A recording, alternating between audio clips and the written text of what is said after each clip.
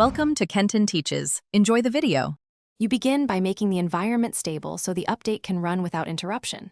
First, plug in or confirm battery 50% and connect to reliable Wi-Fi.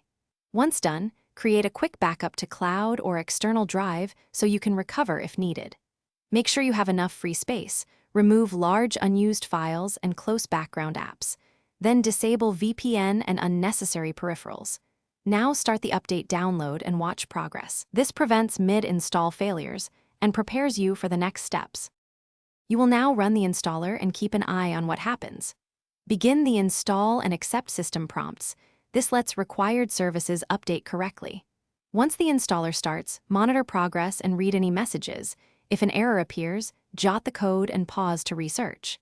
Make sure the device stays powered through any automatic reboots because interrupted writes cause corruption. If the installer runs scripts or migrates settings, allow them to finish. Patience here prevents partial installs and keeps your configuration intact. You're at the finish line. Confirm the device reports the new version and quickly test key apps and peripherals.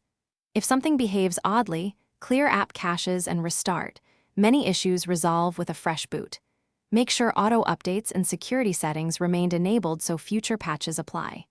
If the update didn't complete or apps break, use safe mode or the built-in rollback/recovery to restore your backup. This is the fastest way to return to a working state while you diagnose the root cause.